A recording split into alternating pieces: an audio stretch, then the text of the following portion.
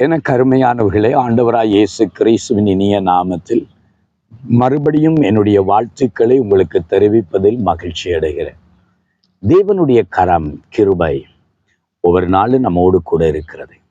இஸ்ரவேலை காக்கிறவர் உறங்குவதும் இல்லை, தூங்குவதும் இல்லை. இல்லை என்பது அவருடைய அகராதியில் இல்லை. ஆகவேதான் அடிக்கடி ஆண்டவர் சொல்லுகிறார், நான் உன்னை விட்டு விலகுவதும் இல்லை, உன்னை கைவிடுவதும் இல்லை, நீ என்னால் மறக்கப்படுவது இல்லை. ஆகவே தேவன் எங்களுடைய வாழ்க்கையில கூட இருக்கும்போது எல்லா குறைவையும் ஆண்டவர் நிறைவாக்குவார். நம்முடைய கண்ணீரை களிப்பாய் மாற்றுவார், குறைவுகளை நிறைவாக்குவார், பாடுகளை மகிமையாய் மாற்றுவார்.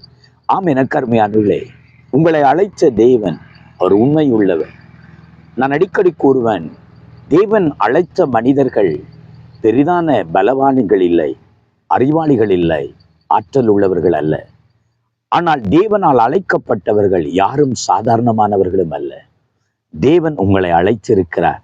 அதற்கான கிருபைகளையும் வரங்களையும் அங்கே பலனையும் தேவன் உங்களுக்கு கொடுக்க வல்லவராகவே இருக்கிறார்.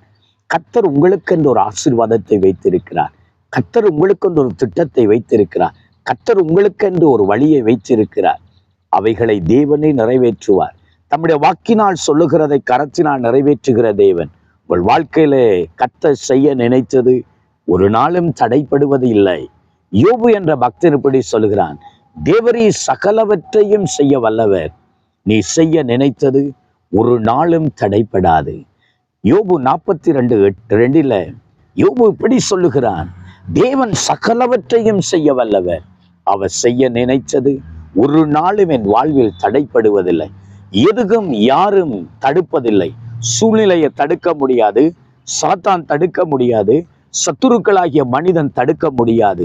தேவன் என் வாழ்க்கையில் ஒரு திட்டத்தை வைத்திருக்கிறார். தேவன் எனக்கென்று ஒரு ஆசீர்வாதத்தை வைத்திருக்கிறார். தேவன் எனக்கென்று ஒரு நன்மையை வைத்திருக்கிறார். அது தடைப்படாது என்று சொல்கிறார்.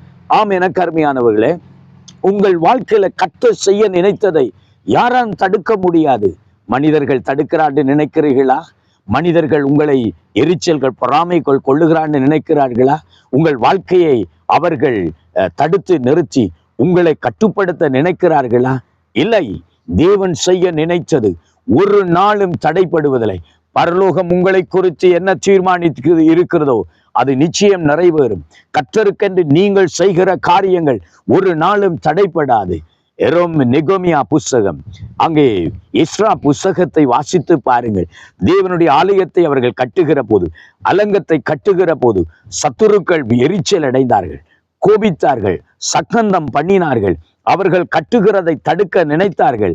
ஆனாலும் கர்த்தர் அவர்கள் வாழ்வில செய்ய நினைத்தது, கர்த்தருக்காக அவர்கள் செய்ய நினைத்தது ஒரு நாளும் தடைப்படவில்லை. தேவன் அதை நிறைவேற்றி முடிக்க கிருபை அளித்தார். அல்லேலூயா.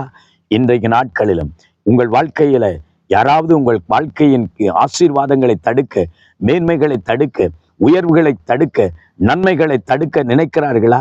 சாத்தான் தடைகளை கொண்டு வருகிறானா? உங்கள் ஊழிய வாழ்க்கைக்கு விரோதமாய், உங்கள் ஜெப வாழ்க்கைக்கு விரோதமாய், உங்கள் குடும்பத்தின் ஆசீர்வாதத்துக்கு விரோதமாய் தடைகள் வருகிறதா?